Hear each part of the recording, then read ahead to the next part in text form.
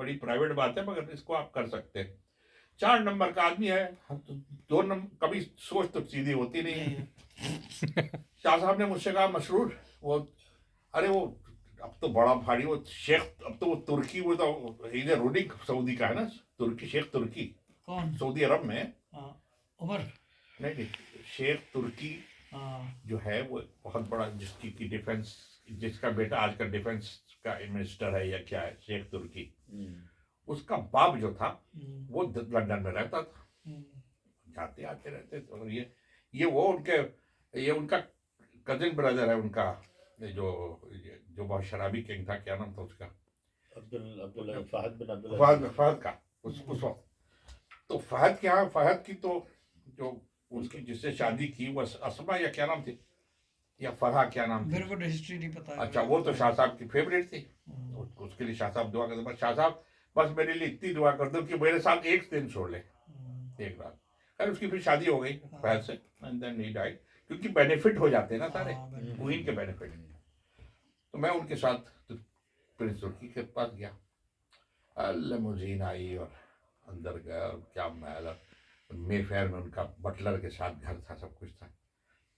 अच्छा, उस जमाने में नया, मेरी शादी तो हुई नहीं थी, मैं तो सिंगल था। शाह साहब मुझे ड्राइंग रूम था, तो वो शाह साहब को अंदर ले गए, मैं अंदर बैठा था। मैंने कहा कि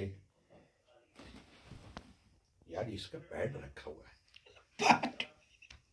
प्रिंस मोहम्मद बिन तुर्की, रॉयल, उस पर रॉयल की तलवारें बनी हुई है और गोल्ड से बॉस है। मैंने कहा इसके 2 पेज अगर निकाल लो काम आ जाएंगे। सोच। मैंने देखा कोई नहीं है, 2 पेज निकाले, जेब में रख लिए। अब देखिए, सोच देखिए, ले आया, यार आए, बोले शाह साहब मैंने आपको बात बताई नहीं। कह रहे क्या? शाह साहब 2 पेज निकाल, नंबर से मजबूर।